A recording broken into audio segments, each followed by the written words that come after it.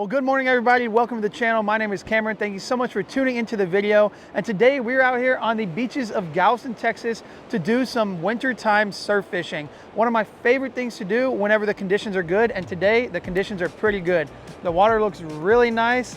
There's a bunch of birds working off the beach, so there's definitely some bait or something out there. And I think we're gonna get into some fish. Before we get into it, I do want to make a couple announcements here. One of which is I want to give a big shout out to Salt Mafia. So y'all probably been seeing me wear these hats in every single video for like the past year or so.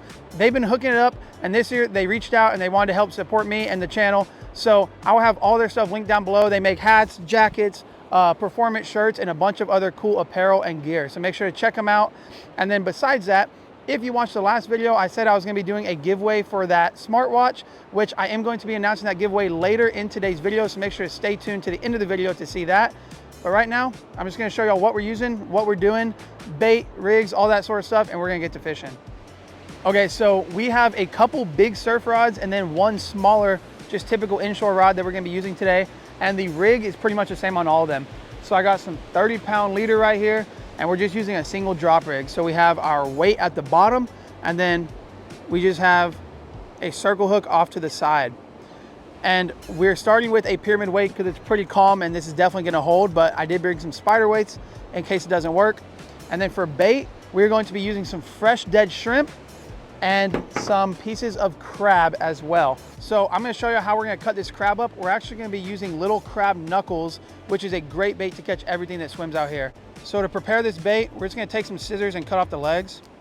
And I was actually out here on the beach yesterday, and it was beautiful. It was real warm, like 70 degrees, no wind, clean water, not a cloud in the sky, but the bite was slow. We only caught one decent redfish, like 28, 29 inches, and then a few small whiting. And what we're looking to catch this time of year is like keeper drum, keeper redfish, obviously the whiting that are all out here, super common fish. And then when the water's good like this, there's a very good chance of catching the elusive pompano, which hopefully we'll get into some of those today. But next step is to remove the top of the shell. And this is gonna give us like 6 to 8 baits. So we take off the shell, feed that one to the birds. Just gonna rip this into pieces. And then we're just gonna take our scissors. Well, I'm gonna cut it in half first. Woo. And then where each leg knuckle is, we're gonna cut it. I'm actually gonna leave them probably in about 2 baits each. Like that. And like that. And that right there is a crab knuckle. We're gonna hook this up. Then we're gonna take some of this bait elastic. If you're not using this stuff, I highly recommend it.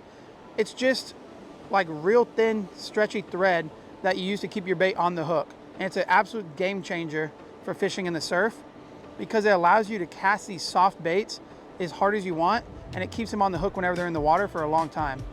So you just wrap it around your bait a whole bunch of times. And then after you get it wrapped, all you gotta do, snap it off, and that bait is not coming off. Let's send it out. All right, we're gonna cast this out. And when you're fishing at the beach, we're trying to cast in between the guts. Now, a lot of people get confused when I say the gut. It's called a gut, trough, whatever you want to call it. And basically what it is the low point in between the sandbars. You can tell where the sandbars are because the waves break on a sandbar. So obviously you can see this is where the waves are breaking right on the beach. And then we have a little dip. And then where that wave is breaking right out there, that's the other sandbar. So we can either cast in this first gut right here, which is good. You catch a lot of fish in there, especially early in the morning and especially in the winter because the fish will be up close because the water's not hot. Or we can try to cast over that second sandbar and try to catch some bigger fish like bull reds and stuff. So we're just gonna send this bait out.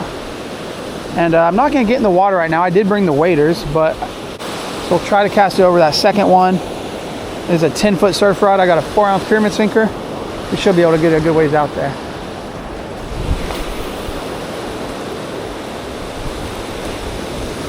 Maybe not. Decent cast. We're gonna put this in the rod holder. Set our drag tight enough that the waves and current can't pour out any line. but loose enough that if a big fish gets it, it's not gonna yank the whole rod in the water. Perfect. And now we wait. So we're gonna go ahead, repeat the process with all the other rods, and I'm gonna roll the clips from yesterday to show you what we caught, and then hopefully in just a minute we'll be hooked up here. Man, we were getting ready to fly out the bait, and this rod just started going off, and this is on a piece of that crab knuckle. So I think it's gonna be a good fish, maybe a redfish or a drum, could be a big pompano. We're gonna find out. There you go, just hold it straight up and reel. You don't even gotta pump it, just reel. Ooh, that's a nice one. All right, y'all, it's right here. It looks like a nice fish. Oh, it's a nice redfish, dude, a really nice redfish.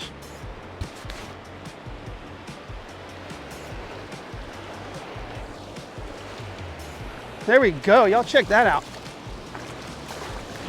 Dude, nice, keep reeling, keep reeling. There we go. That's a beautiful, beautiful slot redfish. Dude. Yeah, I gotta carry that one. Nice. Here, open this. Y'all check that out. Is that your biggest fish? Yeah. Look, come in here. That right there is Isaac's biggest fish. Probably your first redfish too, huh? Yeah. Man, what a beautiful way to start the day. This bait's been in the water for quite a while actually, probably about 30, 45 minutes, but we're gonna pop the hook out and get a release on him. Nice. I'm gonna throw just a little piece of shrimp into this first gut up close. You'd be surprised, a lot of times you'll catch those keeper drum and reds in this first gut. So we're just gonna send this out from the beach. Right past that first set of waves. And that probably won't take too long to get bit. And if any of y'all are wondering what conditions we're out here fishing or what the tides are mainly, right now it is high tide, it's about 8 in the morning, and it's gonna start dropping off, and low tide is at like 1. So I think the bite's gonna get better around 9 or 10 as that tide just starts to drop off. Usually on the beach, I like to fish the incoming tide because the way I think about it is that the incoming tide brings those fish closer. But the benefit of an outgoing tide is that as the tide's moving out, it's taking the scent of your bait out farther and could possibly bring those fish in. So really, all you want is some sort of moving tide and you're gonna catch fish. There we go.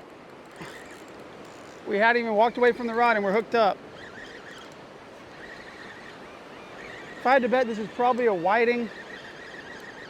Doesn't feel like anything big.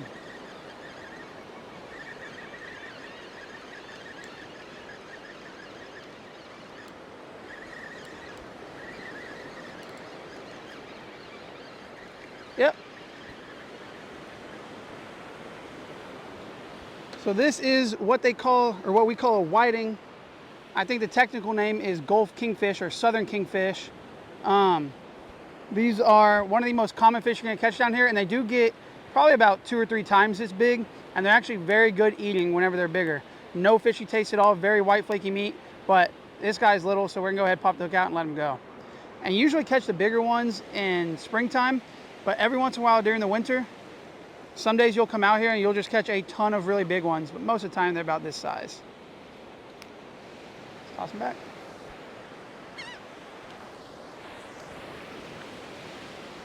All right, get another bait and try again.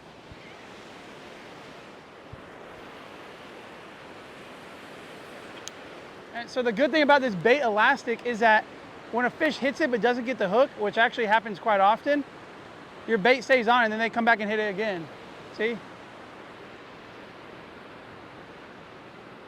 He missed it again. There he is. Got him. Feels like another little guy. But I'd rather catch a little guy than no guy at all.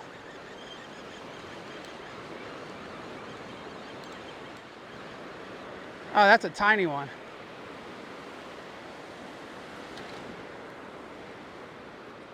Another whiting here, slightly smaller than the last one. And if you wanted to, you could use these as bait. They make great bait. And there is no size limit or bag limit on these, so you can keep as many as you want. Why is his eye doing that? His little eye. Crazy. Toss him back. Same piece of shrimp about 2 seconds later. The whiting bite is hot right now. This one feels still small, but slightly better.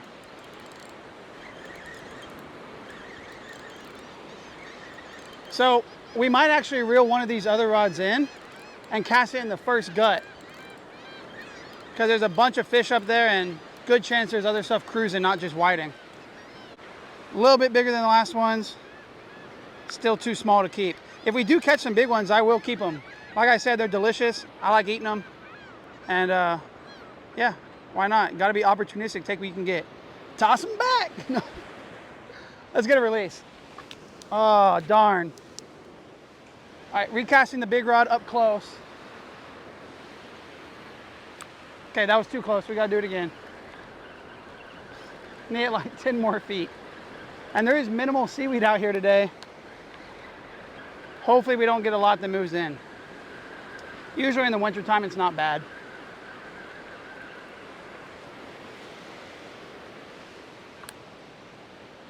All right.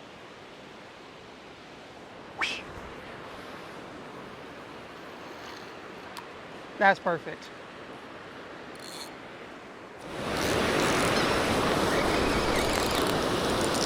Oh, shoot. Real nice fish. There we go, y'all. This rod's been out there with that shrimp for a few minutes, and it kept getting a bunch of little bites. And, woo, pull and drag. Kept getting a bunch of little bites, and I just let it sit because they weren't getting hooked up, and then all of a sudden it went completely slack, and there's something nice on here. Woo, look at that drag.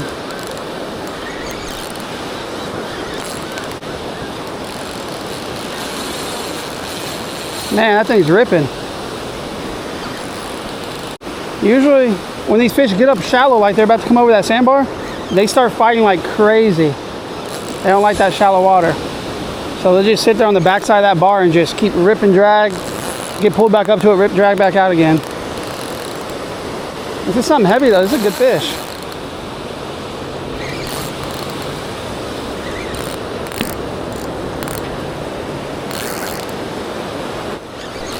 This fish is getting close. Haven't seen it yet.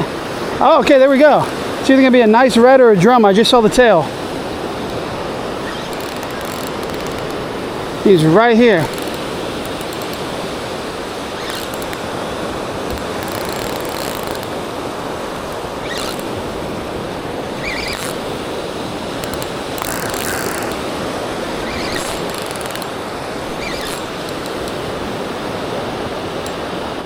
I think it's a redfish.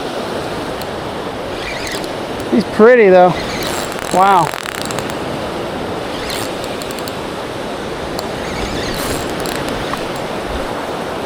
Nice, beautiful redfish. So I'm not saying this is what happened, but I have a theory that sometimes when you cast out on the beach and you get those little bites, look, check them out. That guy's a perfect keeper. He's going to be going home. Wow, beautiful fish. But I have this theory that sometimes when you cast on the beach and you're getting those little bites, that, like, I actually think that sometimes I hook a little whiting, a tiny one, and it's not enough to, like, bend the rod too much, just kind of tap it. But then I think that these reds come along and eat that live whiting that's stuck on your hook. And I think that because a couple months ago, we were over on a different beach, and I cast my rod out, and it got bit as soon as it hit the water. And I just didn't reel it in because I was lazy, and it just kept getting tapped, like little taps. And then all of a sudden it bent over and it was a red. So I think that's what just happened here.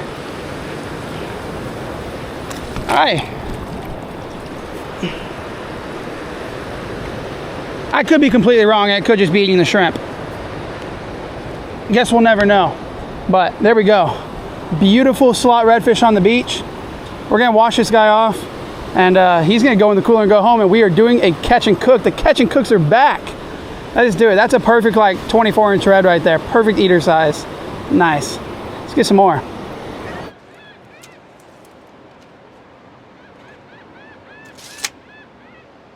About 26, 27 inches.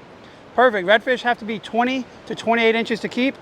Lower slots usually way better, but this is still gonna be a great fish to eat. So about 26, 27 inches right there. Throw them in the cooler. Look at that beautiful spot on the tail too. And this guy does not have a blue tail. The one that we caught yesterday that y'all saw on camera did have a really nice blue tail, but there we go. Put them on ice and we're gonna get some more baits out. They're biting. So we just caught that redfish and it's time to do the giveaway now. This is the Carbonox Blaze Type R smartwatch that we're going to be giving away.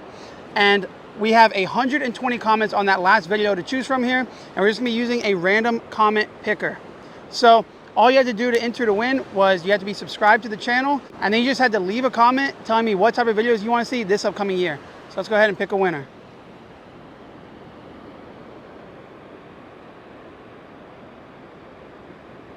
Scott Rodriguez, he subscribed and would love more shore fishing videos. So there you go. So this guy wants bank fishing videos. I definitely can make that happen, and we're gonna get right to it. So Scott, all you gotta do is just send me an email. My email is in the link down below. It's beforeoutdoors@gmail.com, and take a screenshot of your page where it says you're subscribed to the channel so I know it's you, with your username in the top corner. And then we'll get you hooked up and send you this watch. So thank you guys to everyone that watched the last video and everyone that left a comment. I read through a lot of the comments and I wrote down a lot of video ideas. So big thanks to y'all. Let's go ahead and continue fishing. Congratulations to Scott. Well, we haven't gotten any more bites close in on decent fish, that is. We're still catching a ton of whiting. So I'm gonna walk out a little bit. This water is like 50 something degrees right now, probably upper 50s. It's pretty cold. We're gonna walk out and I'm gonna try to get it in that next gut, way in that next gut. And this is just a nice chunk of crab. But y'all check out how beautiful it is today. I mean, the wind has completely died again. It was predicted to be blowing like 10 to 12, and right now it's probably 2. So it's beautiful. I definitely can reach the gut from here. Let's send this out.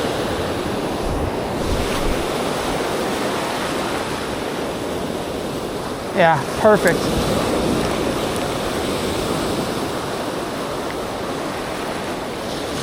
Okay, we're gonna walk back and try to warm back up before I get hypothermia.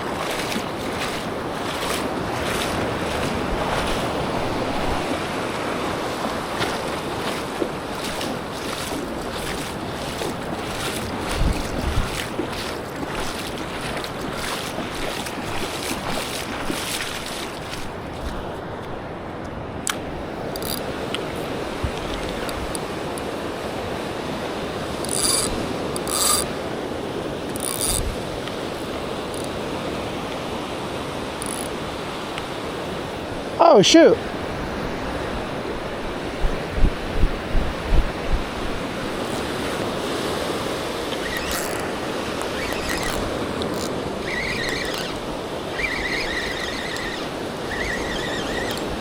Got another one right here. If we do catch a real small whiting, I'm gonna either throw that thing out live or I might cut it up and throw out a chunk just so we have 3 different baits.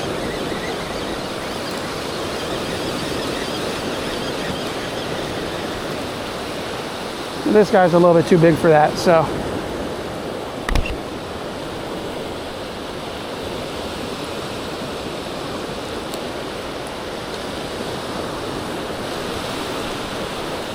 Toss him out. There we go. We're hooked up here again. It's been probably an hour since we turned the camera on, and we've been catching a ton of whiting, but nothing else. It's been real slow. Tide is done moving, so I think this is gonna be our last fish of the day. But don't go anywhere yet, because we are gonna be cooking that redfish up for y'all, and I'm gonna show you exactly how to clean it and then a delicious recipe. So let's see what we got here. Put your bets in. If I had to guess, it's probably another whiting, and it is. There we go. We're gonna unhook this guy, toss him back, pick up all the rods, and we'll see y'all at the house.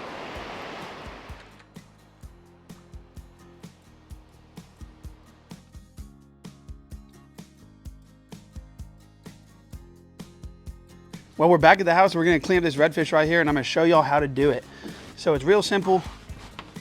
They do have pretty thick scales, but all you gotta do is just go right here next to the back fin, about midway through the bodies where I like to start, and just poke in, and you'll just bypass all those scales. You're basically just going on top of all of them.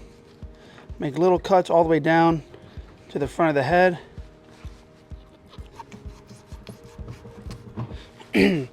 And then we're just gonna turn around and work it back down the other way to the tail. Same thing, just following that back fin. And then just like any other fish, you just start making bigger cuts.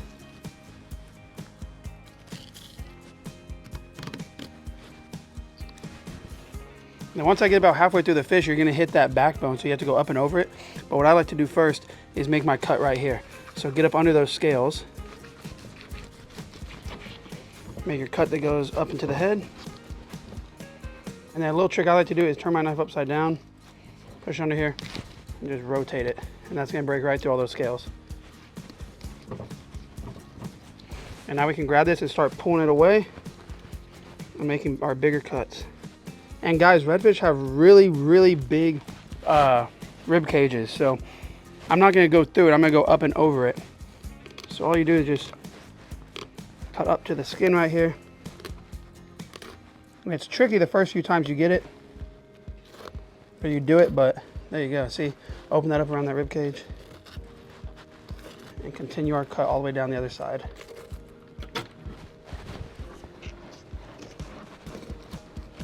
Cut that off, and that's all there is to it. Look at that beautiful redfish fillet right there. So we are going to be taking this guy off the scales right now. We're not going to be doing redfish on the half shell, although that is super delicious. But what I like to do is just cut my fillet in half and make 2 separate chunks, just to kind of make it easier to take off the skin. Run that knife up. And you don't have to worry about poking through the skin. It's super easy. And as you can see, there is a little bit of bloodline. So if you wanted to leave a little bit of meat on the skin and avoid that bloodline, that's fine, but I'm gonna go in here and trim this out later.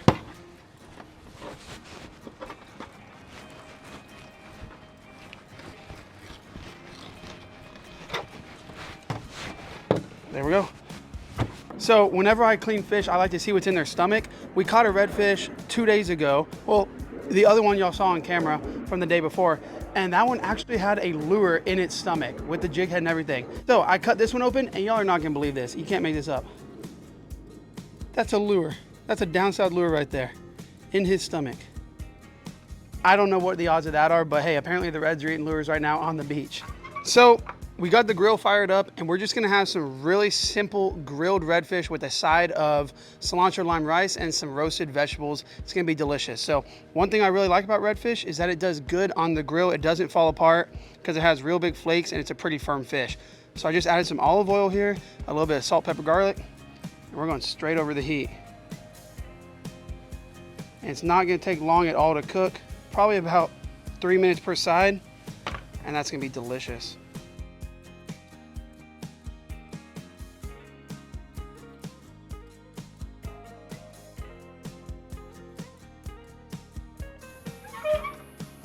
Ooh, that fish looks good there.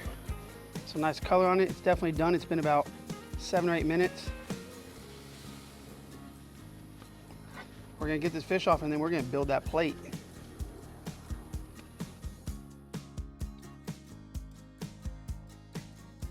And I actually got inspiration for this dish because I went to eat at The Spot, which if you've been to Galveston or if you're from Galveston, you probably know what The Spot is. It's that giant restaurant on the seawall. And whenever I went there the other day, I got this thing called the Diablo shrimp.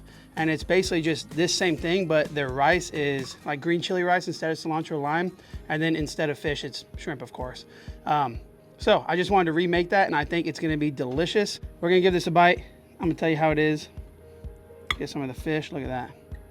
Flaky. We had to add a little bit of garlic butter on top. Can never go wrong. Let's try it out.